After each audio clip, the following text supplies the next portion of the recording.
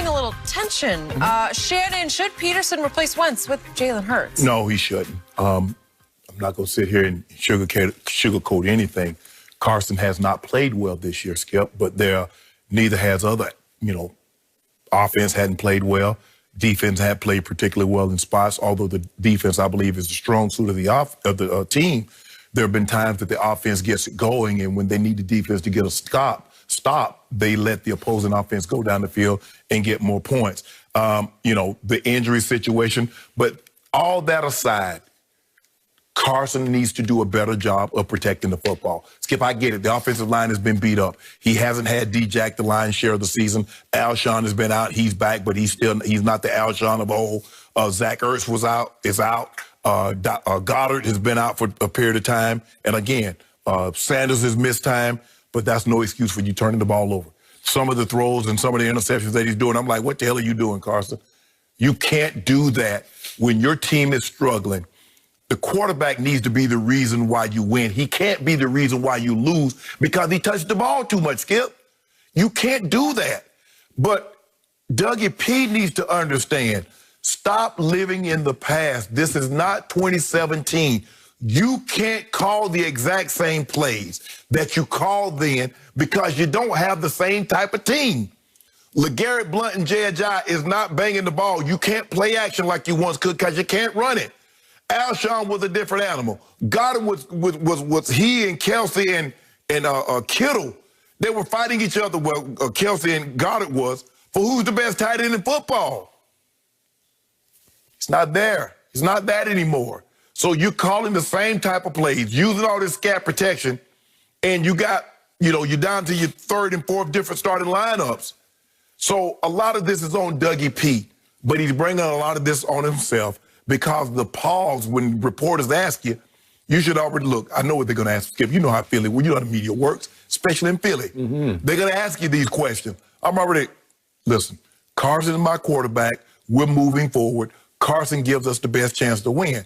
Now, Jalen Hurts could have made it a lot more difficult that when he comes in those cameos, he gives them something. Like Taysom Hill. When Taysom Hill came into the game, Skip, what he like, hey, look at him. He's throwing the ball. Oh, look at him running. Jalen Hurts coming in the game, has he shown you any bright spots like that? No, he hasn't. I don't believe they should go to Jalen Hurts. I believe Wentz still gives them the best chance to win.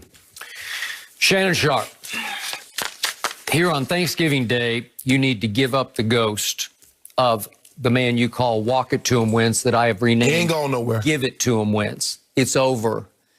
He has come all apart.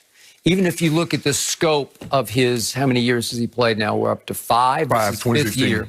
Since entering the league, he has the third most turnovers in the whole league to Jameis and third cousins up in Minnesota, okay, over the last 5 years. Mm-hmm. But so far, he leads the league in interceptions. He leads the league in sacks, so he's holding on to the ball too long, even though his protection has obviously broken down occasionally. Right.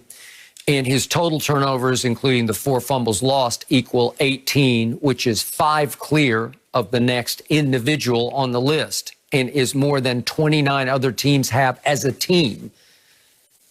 That's abominable.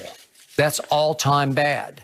And it's pretty clear the coach has given up on him. Yeah. Because the coach is nobody's fool. He's been around. He's done Super Bowl press conferences. He knows how the media works, especially in Philadelphia. So he gets asked yesterday, are you thinking about any change at quarterback? Not today, on Wednesday, no. You're dropping a bombshell. Thank you. Not today, on Wednesday? And somebody says, well, what about Monday? Because they play on Monday night against Seattle at home. Long pause. I'm focused on getting better today. What? So the door is open? No. No, Carson is our quarterback. Well, you don't it doesn't sound very convincing. Are you thinking about it? Well, I think about a lot of things. Yeah, I think about a lot of things. Okay. I am a huge Jalen Hurts fan, as you know. Mm-hmm. I know him only from Alabama and Oklahoma. But I thought he was really good at Alabama under a lot of pressure, a lot of fire. Mm-hmm. Then he goes to Lincoln Riley, who helped transform him into a big-time college quarterback, who was second in QBR. And what I love about Jalen Hurts is he has such football character that a team wants to follow him into battle. Mm-hmm. If you gave him the reins of this team, it would be better with Jalen Hurts. I'm not saying he's more talented than Carson, because Carson's up at the top of talent. What is he, 6'5"? Yeah, big dude, strong, 235, 240, arm, yeah. All the above. So he's more talented. He's bigger, stronger. I don't know if he's strong, because Jalen Hurts in the weight room is a beast. Yeah.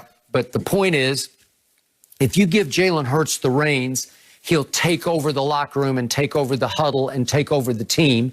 And he's not a gadget quarterback. He doesn't have that Taysom Hill. He's a guy who's been used to, he was a starting quarterback his first year at Alabama. Right. You know, like he grew up a starting quarterback. His father was his coach all the way. So he doesn't know gadgets. He's not Taysom Hill trying to make his way in. But this is how to think about this, Skip.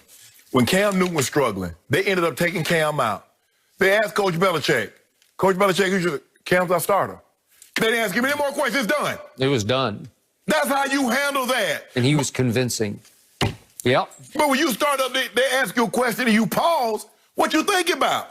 So that means you've actually thought about doing what we're asking you about. Or you're thinking about doing what we're asking you about. Yep.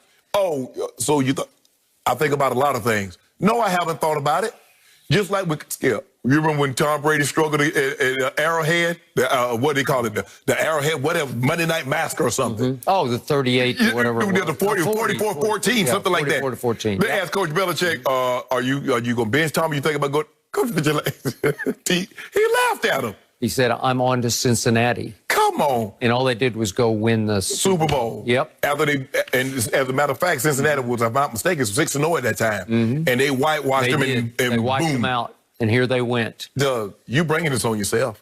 So I'm going to say it again. I told you this before the year. As a lifelong Cowboy fan, I have one fear in this division, and that is that they will hand the reins to Jalen Hurts, because I would be in trouble if they do that. That's how much I believe in this young man. You should have another fear. The Cowboys. They go do Cowboy things. I'm counting on it. Yep. Don't let me down, Cowboys. Do what you normally do at this time of year. I'm going to be right here at 9:30 Eastern tomorrow morning, and I hope you show up. Okay. Because you might want the day off. Your day coming. Yeah. You see how happy you get this week? You want tomorrow off? No, I don't need tomorrow. Just debate myself. No, I'm good. No, I'm good. You don't want tomorrow off, because tomorrow I'm sure we will all